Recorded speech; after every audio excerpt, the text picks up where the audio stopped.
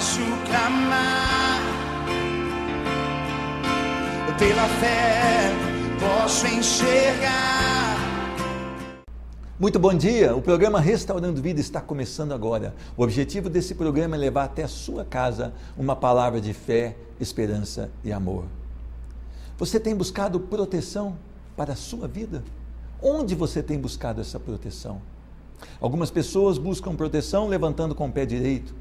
Outras pessoas buscam proteção colocando uma folha de arruda na orelha.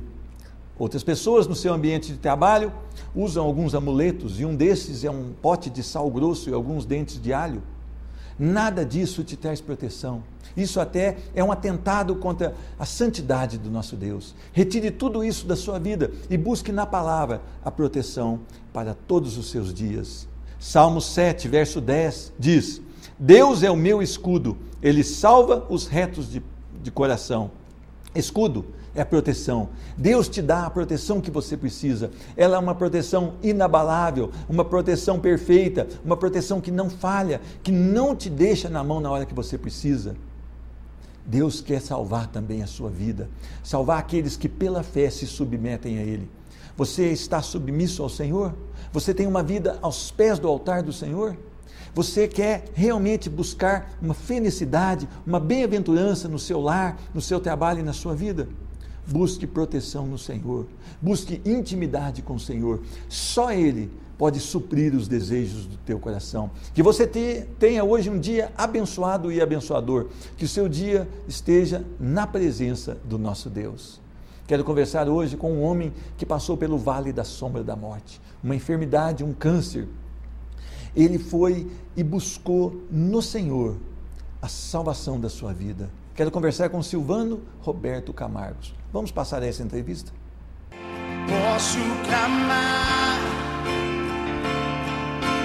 pela fé posso enxergar.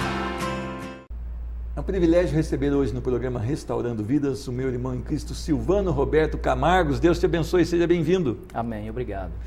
Silvano, a tua história é uma história muito linda, mas você veio de uma tradição, uma família com valores, mas Sim. Você não nasceu num berço evangélico. Não, eu nasci num berço católico, apostólico, romano. Fui, durante muito tempo, fui coroinha, fui sacristão, então, mas existia um desejo muito grande no meu coração de aprender a palavra de Deus. Então, naquela época eu já lia a Bíblia, eu já tinha ali um desejo no meu coração de ler a Bíblia, mas nunca tive uma experiência com o Senhor. Você vem também de uma região mais ao norte de Minas, seria isso? Oeste de Minas. Oeste de Minas. Oeste Cidade de Minas. chamada? Pitangui. Olha que bênção, né? Pitangui. E você foi um homem que se formou, se casou. Sim. E trabalhou na indústria têxtil. Trabalhei na indústria têxtil. Trabalhei durante quase 10 anos. E a indústria têxtil, por volta de 94, ela entra numa crise, né? Sim. E você foi demitido. Fui demitido nessa época. Fui demitido em 93. E você já tinha filhos? Tinha 3 filhos pequenos. O mais velho estava com 3 aninhos. Então, quer dizer, sua esposa estava trabalhando nessa época? Minha esposa estava desempregada também.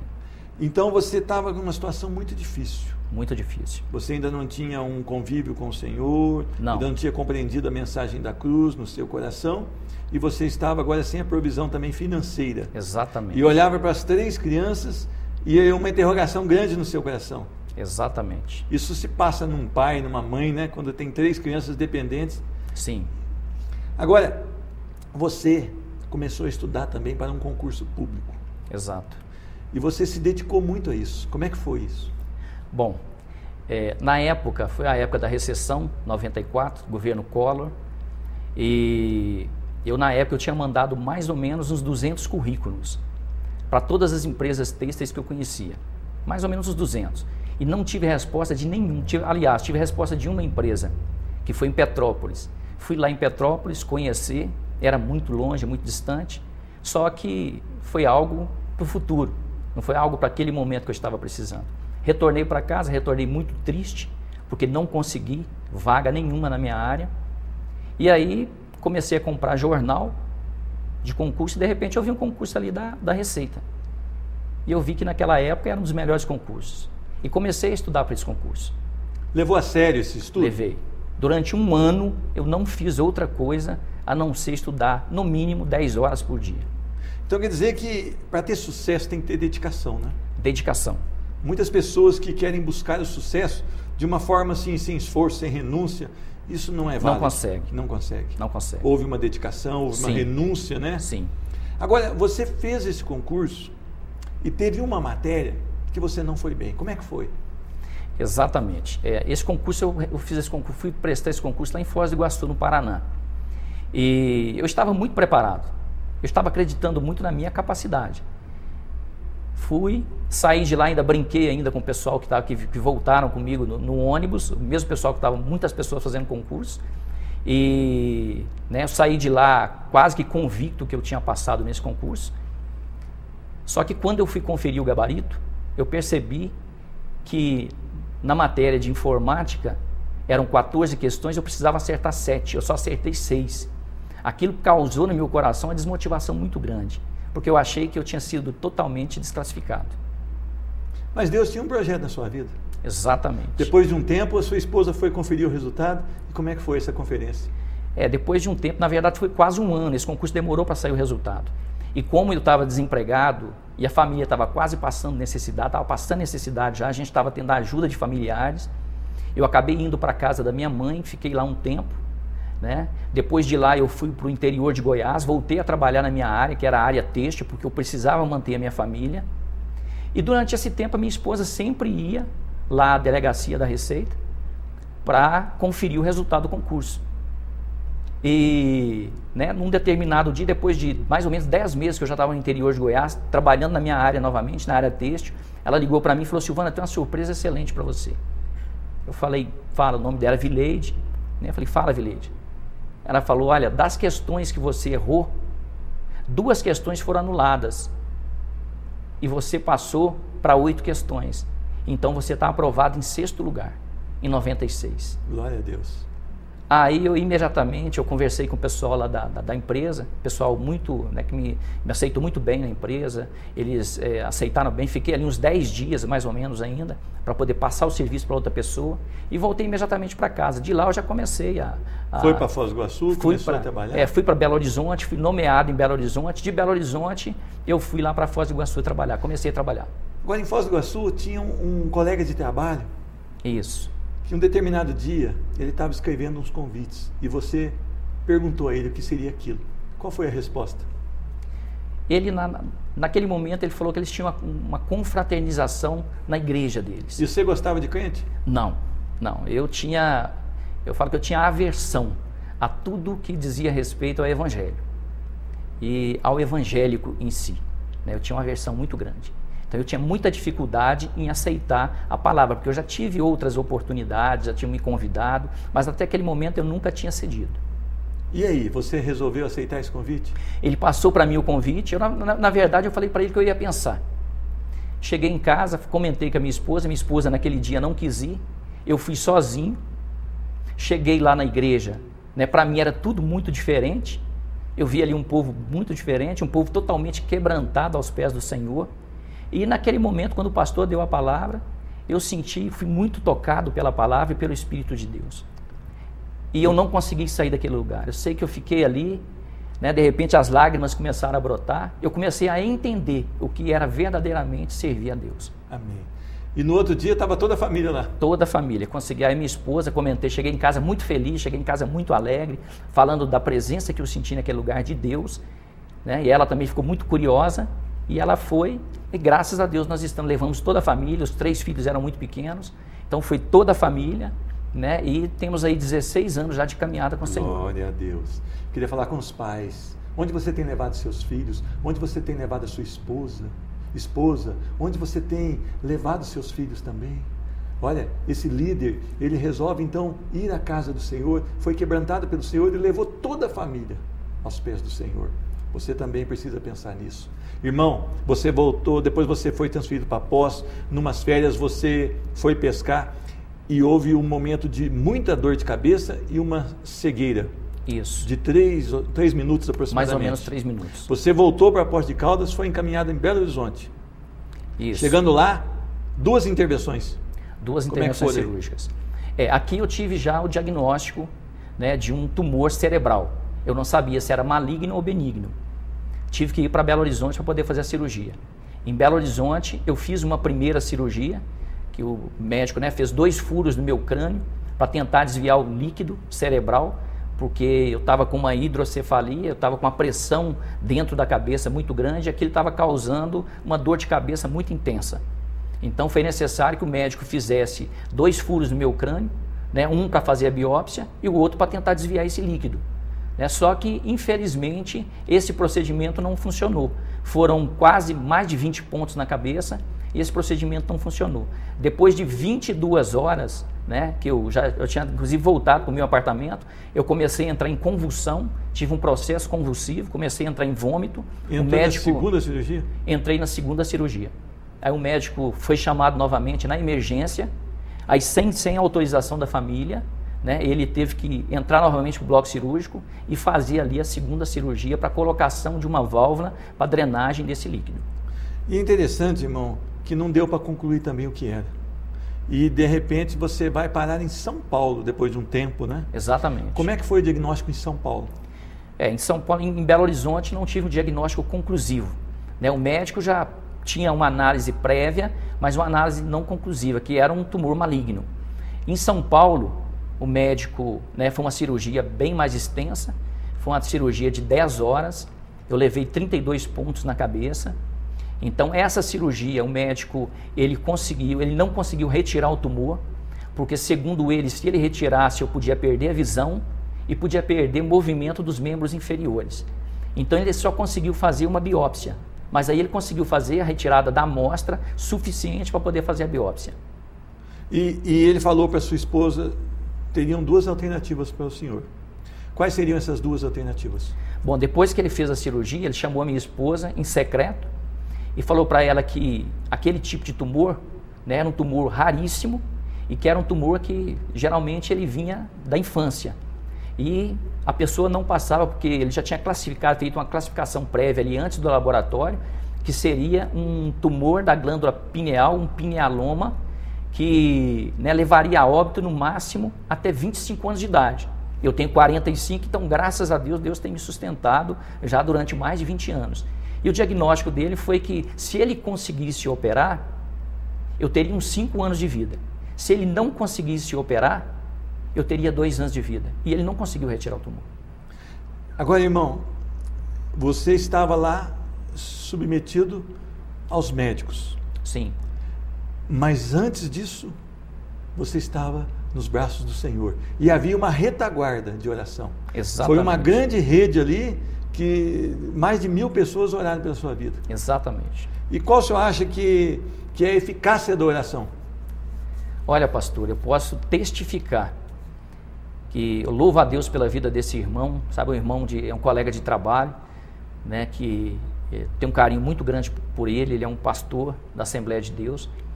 E ele ali, quando ele ficou sabendo do meu problema, ele imediatamente, ele pegou e mandou mensagem para toda a rede de amigos, de irmãos, né, ali na internet, pelo Facebook, pelos e-mails, né, e de repente tinham mais de 1000 pessoas orando por mim.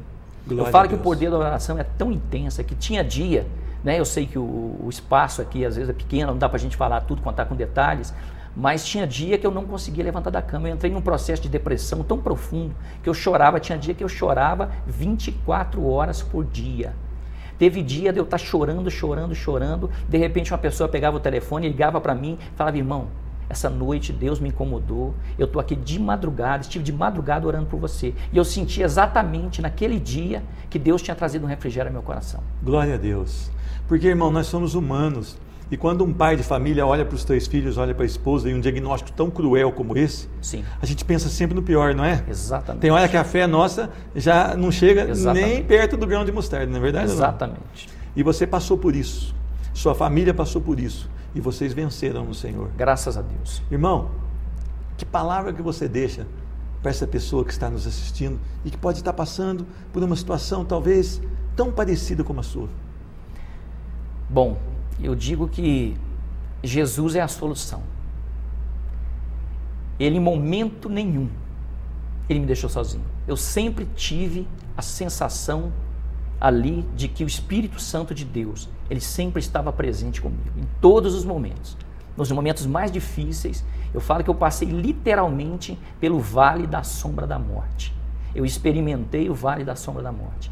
Mas o cuidado do Senhor foi tão grande comigo, que em hipótese alguma, em momento nenhum, Ele me deixou sozinho. Em todos os momentos, Ele providenciava pessoas ligavam para mim. Eu falava, nós estamos orando por você. Quando eu estava fraco, eu derramei muita lágrima, eu chorei muito. Porque no meu coração, eu achava que eu não ia viver. Porque era um problema muito sério, um problema muito grave. Eu tive muito problema nas cirurgias. Né? Então, eu gostaria de deixar essa palavra. Creia que o Senhor é Deus vivo. E que Ele restaura e que Ele cura. No meu caso, Ele não curou somente a parte física. Eu estou com tumor ainda. Mas Ele curou a minha alma. E eu passei a confiar muito mais nesse Deus que eu já servia. Amém. Graças a Deus, hoje eu posso sentir, eu posso testificar. Embora os médicos não consigam acreditar. Porque o médico, na verdade, de São Paulo, ele falou para minha esposa que eu tinha 2 anos de vida. Mas o Senhor, eu falo que quando a última palavra, quando a palavra é morte e vida, a última palavra sempre será do Senhor. Amém. E eu creio que o Senhor ainda me dará muita vida para que eu possa testemunhar aquilo que Ele tem feito na minha vida. Amém. Irmão, que Deus te abençoe. Amém. Que Deus continue usando você e a sua família, porque a família passa conosco as experiências, sim, né? Sim. É muito importante você não achar que você está sozinho nas batalhas. A sua esposa está contigo, os seus filhos estão contigo. A família é a bênção de Deus para nós, tanto nas horas da alegria quanto nas horas das dificuldades. Que Deus te abençoe e que você continue testificando e testemunhando a graça do Senhor sobre a sua vida. Amém? Amém. Amém. Amém. Eu conversei com o irmão Silvano, mas o programa Restaurando Vidas volta já já. Não sai daí. Posso clamar pela fé, posso enxergar.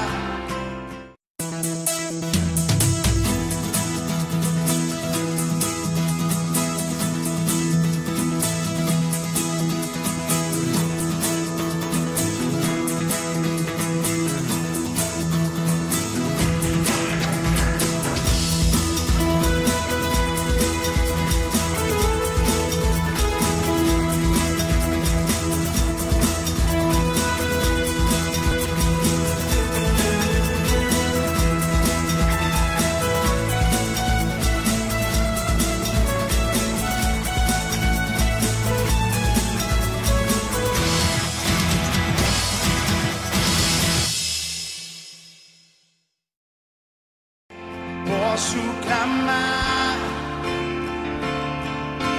pela fé, posso enxergar. Eu quero meditar em um texto da palavra do Senhor que se encontra na segunda carta a Timóteo, capítulo 4, a partir do verso de número 6. Diz a palavra do Senhor: quanto a mim, estou sendo já oferecido por libação, e o tempo da minha partida é chegado. Combati o bom combate, completei a carreira, guardei a fé. Já agora a coroa da justiça me está guardada, a qual o Senhor, reto juiz, me dará naquele dia. E não somente a mim, mas também a todos quanto amam a sua vinda. Amém. Eu quero orar. Senhor Deus, muito obrigado pelo privilégio de termos a Tua Palavra. Senhor Deus, a Tua Palavra é a única verdade do cristão, é a única regra de fé do cristão. Tira do nosso coração, Senhor Deus, tudo aquilo que não é Teu. Coloca no coração dessa pessoa que está assistindo esse programa, Senhor, a Tua paz, a Tua verdade, a transformação que há no Teu nome. Cura hoje, Senhor, restaura hoje, Senhor, salva em nome de Jesus. Amém. Você já recebeu um diagnóstico de morte? Você já teve uma palavra onde os seus dias foram limitados pela medicina? Certas pessoas, elas recebem um diagnóstico e saem totalmente depressivas de um gabinete médico. Outras começam a chorar, não tem como se levantar, as suas pernas esmorecem.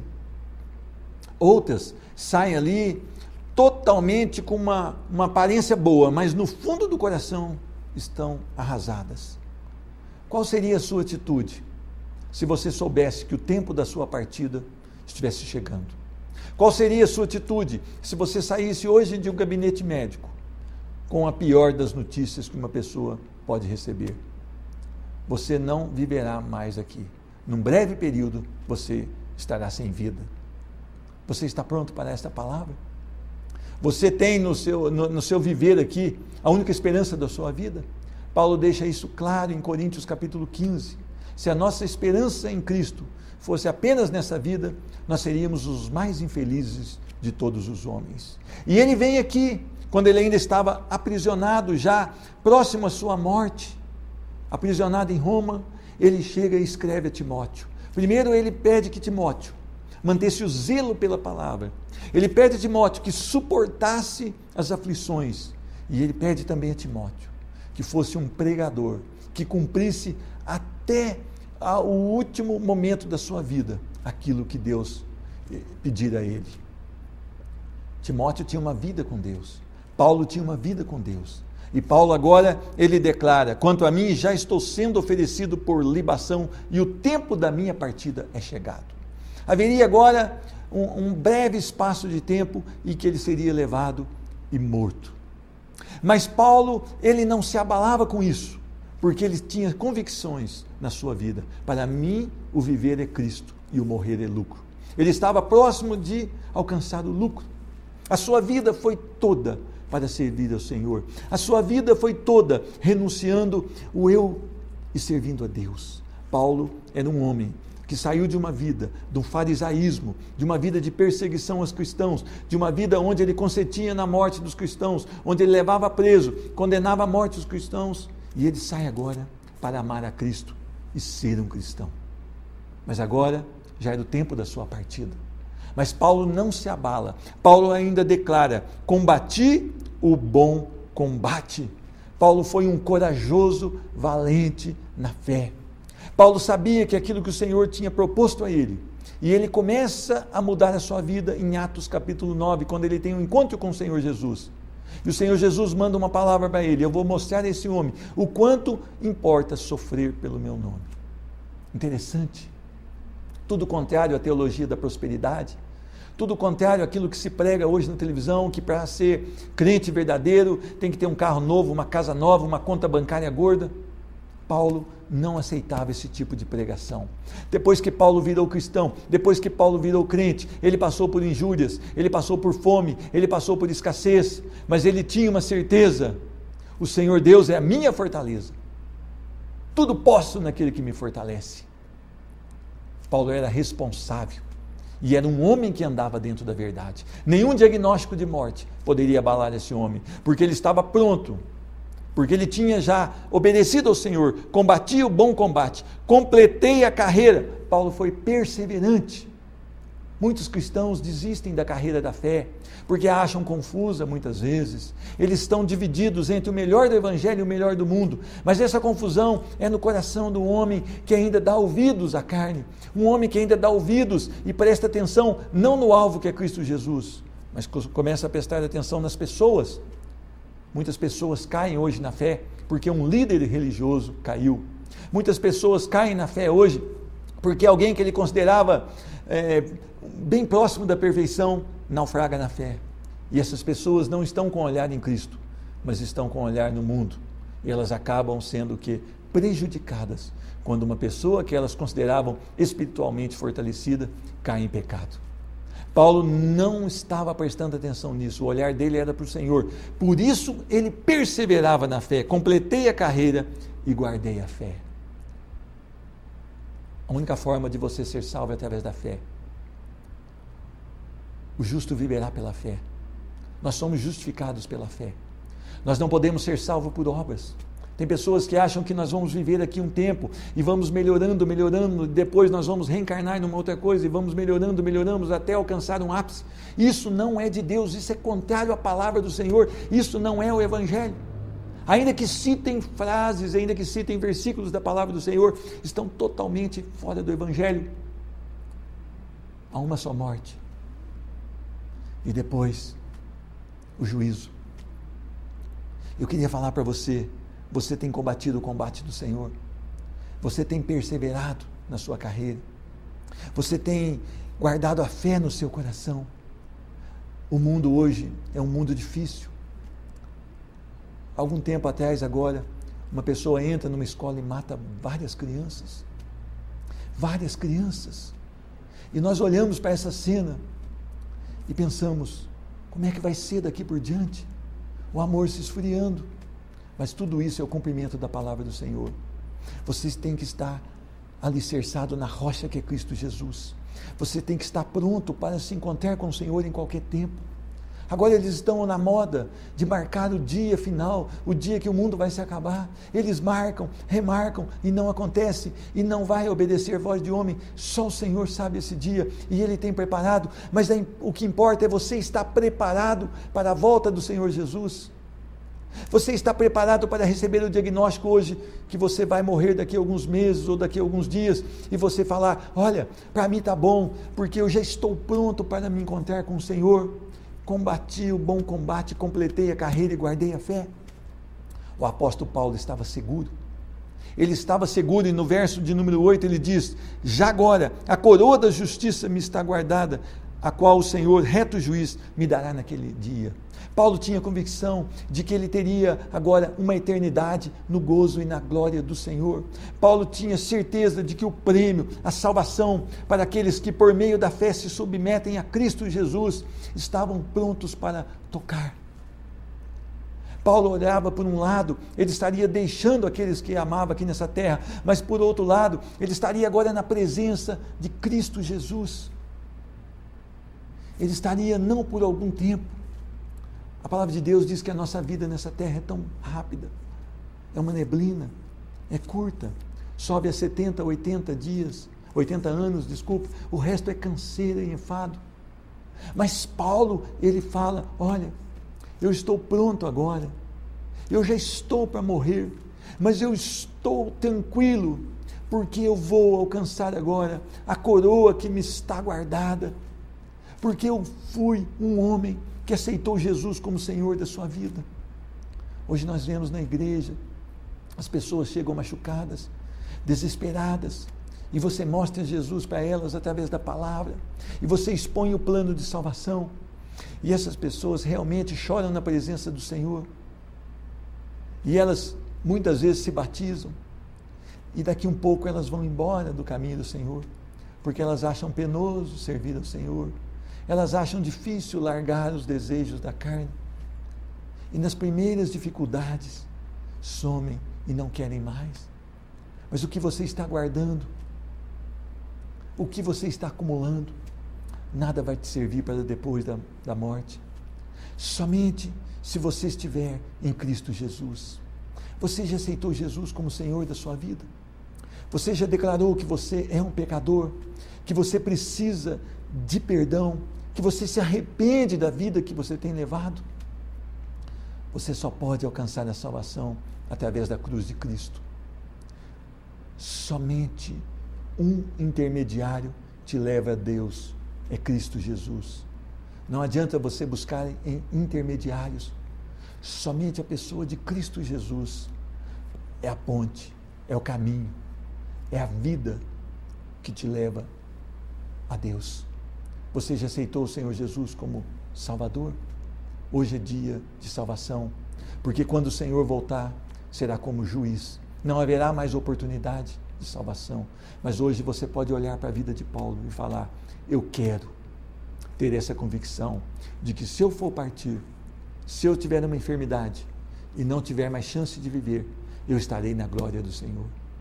Eu quero orar por você. Senhor Deus, eu peço a bênção sobre essa pessoa que está passando por desespero, que está com uma sentença de morte. Senhor Deus, nós sabemos que nada há de melhor do que estar aos pés do Senhor.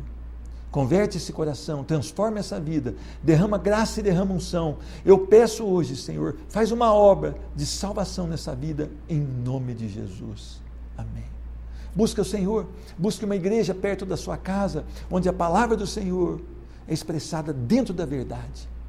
Não coma qualquer coisa e não busque qualquer coisa.